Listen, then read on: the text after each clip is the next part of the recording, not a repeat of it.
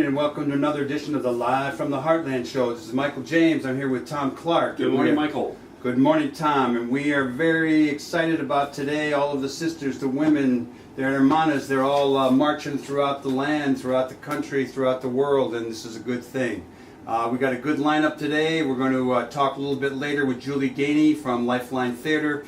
We've got Charlie Meyerson of Rivet Radio and Greg Hines of Crane Chicago Business coming on. We're going to have a good time, and Katie is off marching already. We're going to join her after the show. We hope a lot of you are just getting ready to hit it downtown. The L's are a little tight, but join about 50, 60, 70, 80, 100,000 people. You'll have a great day. And we think we want to do a little bit of safety tips here because there are a lot of new marchers or first-time marchers, and there are going to be a lot of us, and we're going to be friendly. But as Tracy Bain says, if you haven't already packed up and started downtown, bring some extra socks because it might be still a little wet this morning. Bring a hat, even though it's supposed to warm up. There's a special hat for this, I think. There are all sorts of special hats. And keep in mind your cell phones may not be quite up to par, either because of extra use on the towers or police oversight from special trackers.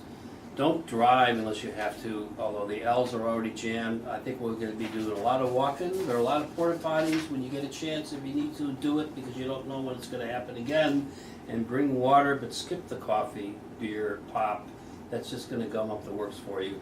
Fruit juice if you have to do that, but water, water, water. Were there more porta potties at the inauguration yesterday than people? I lost count. That's what someone told me. Amongst the lack of count. But Katie Hogan, who is one of our marshals today, and normally would be sitting around this microphone, suggests a few other things coming from showing up for racial justice, SURGE. There's actually some trainings going on. Follow your leaders and marshals, and you'll get through the morning just fine. Also going on today is an organized Communities Against Deportations happening in the Irish American Heritage Center of all places.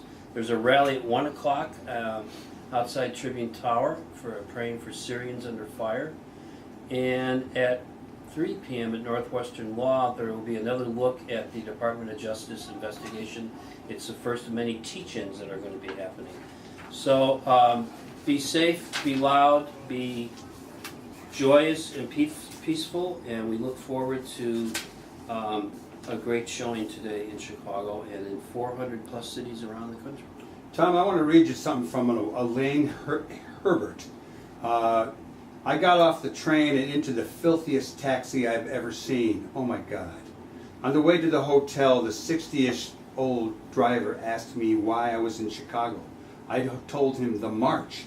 He then ranted the entire trip about his mother, an immigrant to Chicago, his wish for peace, what a monster Trump is, how the hell could women have voted for him, etc. Extremely moving. When I went to pay him, he held up his hand, winked kindly at me, and said, "No charge. Thank you for being in Chicago."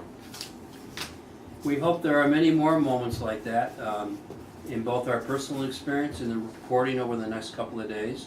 We want to mention before we get into the guts of our program with two phenomenal journalists, the passing of a true mentor to many in Chicago and a behind-the-scenes political activist and very generous donor. But I think of Hal Barron as someone who has mentored literally hundreds of college students as they first came to the city to the Urban Studies Associated program. Colleges in the Midwest, an urban studies program that touched so many different lives. A lot of students, first time ever in the city from small town Midwest America, who really got introduced to how this city works from pre-Harold Washington all the way through to the present. It's still a big program, it's still going on. Hal Barron deserves a heck of a lot of credit for bringing folks along and quite frankly helping Harold Washington when he had to staff up the first time. No, find he the worked best really and brightest. closely with Harold. Good guy. We're going to miss you, Hal. Of the many, many different commutations and pardons given this past week, my colleague Michael is particularly chagrined about one that didn't happen, and I'm not talking about Patty Blagojevich, but rather...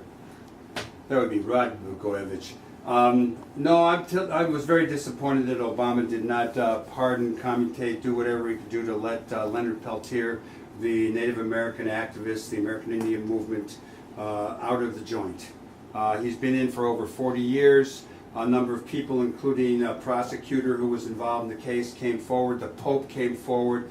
All kind of people really went after this, and I just have, I don't understand why our beloved outgoing president didn't see this as an important move he could have made, particularly after James Comey really stuck it to the Democrats.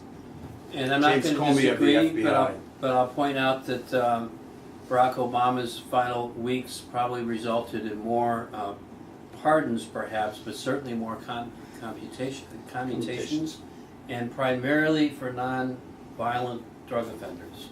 And we know there were disparities in the way people were charged in the war on drugs coming out of the 80s and 90s, and so some leveling of the playing field perhaps happened in those remaining. You know, he received 3,395 requests for pardons and 33,149 requests for commutations.